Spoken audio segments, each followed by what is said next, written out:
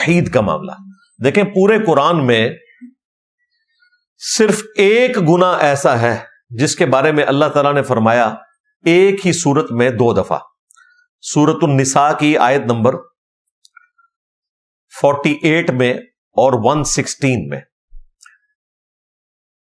اعوذ باللہ من الشیطان الرجیم، بسم اللہ الرحمن الرحیم، ان اللہ لا یغفر ان یشرک بہ، بے شک اللہ تعالیٰ اس گناہ کو کبھی معاف نہیں کرے گا کہ قیامت کے دن کوئی شخص اس حال میں اللہ کے حضور آئے کہ وہ دنیا میں شرک کرتا رہا۔ یہ اتنا لمبا جو میں نے ترجمہ کیا ہے یہ بالمفہوم کیا ہے، کیونکہ قرآن حکیم کی آیات کی روشنی میں اس کا تعلق آخرت کے ساتھ ہے، دنیا میں شرک معاف ہو جائے گا۔ وہ سورۃ الفرقان میں اللہ تعالیٰ نے فرمایا 3 بڑے گناہوں کے بارے میں، نمبر 1 شرک، نمبر 2 قتل ناحق، اور نمبر 3 بدکاری۔ ان 3 گناہوں سے بڑے کوئی گناہ ہو نہیں سکتے۔ حقوق اللہ کے اعتبار سے سب سے بڑا کوئی گناہ ہے تو شرک ہے، حقوق العباد کے اعتبار سے اگر کوئی سب سے بڑا گناہ ہے تو وہ قتل ناحق ہے، اور اس کے بعد بدکاری۔ اس کے باوجود اللہ تعالیٰ نے فرمایا کہ اگر کوئی شخص ان 3 گناہوں سے بھی دنیا کی زندگی میں توبہ کر لے تو نہ صرف ہم اسے معاف کر دیں گے بلکہ اس کے گناہوں کو بھی نیکیوں سے بدل دیں گے۔ اللہ اکبر کبیرہ والحمد للہ کثیرہ وسبحان اللہ بکرۃ واصیلا، آمین۔ تو سورۃ النساء میں اللہ تعالیٰ نے فرمایا کہ قیامت کے دن اگر کوئی اس حال میں آیا نا کہ اس نے دنیا میں شرک کیا ہوا تو اس گناہ کو تو ہم معاف نہیں کریں گے۔ وَيَغْفِرُ مَا دُونَ ذَلِكَ لِمَن يَشَاءُ، اور شرک کے علاوہ جتنے گناہ ہیں وہ معاف کر دیں گے، لیکن وہ بھی اوپن لائسنس نہیں، جس کے لیے چاہیں گے، چاہیں تو وہ بھی نہ معاف کریں۔ عین ممکن ہے کہ شرک کے سوا بھی کوئی گناہ ایسا ہو جس پہ اللہ تعالیٰ گرفت فرما لے، جس طرح قرآن حکیم میں اشارہ تو ملتا ہے سورۃ النساء کے اندر ہی کہ جس نے کسی مؤمن کو ناحق قتل کیا وہ ہمیشہ کے لیے جہنم کی آگ میں جائے گا۔ اور اس کو سپورٹیو وہ حدیث ہے سنن نبی داؤد کی کہ 2 گناہ ایسے ہیں جو اللہ تعالیٰ قیامت کے دن بھی معاف نہیں کرے گا، نمبر 1 شرک اور نمبر 2 قتل ناحق۔ تو اس میں اشارہ موجود تھا۔ بہرحال سختی جو ہے اسی گناہ سے متعلق ہے جسے ہم شرک کہتے ہیں۔ حتیٰ کہ بخاری اور مسلم دونوں میں حدیث ہے، اللہ کے محبوب صلی اللہ علیہ وآلہ وسلم فرماتے ہیں کہ اللہ تعالیٰ نے دنیا میں ہر پیغمبر کو ایک مقبول دعا دی تھی کہ وہ کر لے، وہ ہر حال میں قبول ہوگی۔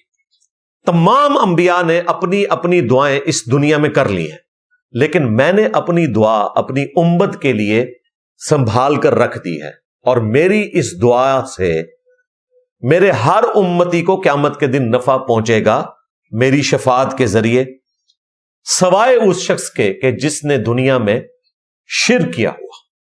اسی لیے میں بولتا ہوں شرک is the most sensitive issue in the sight of اللہ۔ اللہ کے حضور سب سے زیادہ حساس معاملہ شرک کا ہے۔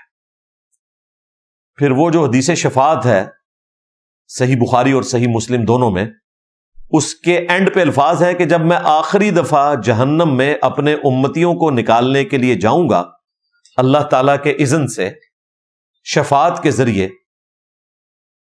تو داروغہ جہنم جو ہیں سیدنا مالک علیہ السلام وہ عرض کریں گے کہ اے اللہ کے محبوب صلی اللہ علیہ وآلہ وسلم، اب آپ کا کوئی امتی بھی دوزخ میں نہیں ہے سوائے اس کے کہ جس نے شرک کیا ہے، بلکہ اپروپریٹ الفاظ جو احادیث میں آئے، سوائے اس کے کہ جسے قرآن نے جنت میں جانے سے روک لیا ہے، اس کے لیے اب آپ کی شفاعت بھی کارگر نہیں ہوگی۔ قرآن نے کس کو روک لیا ہے؟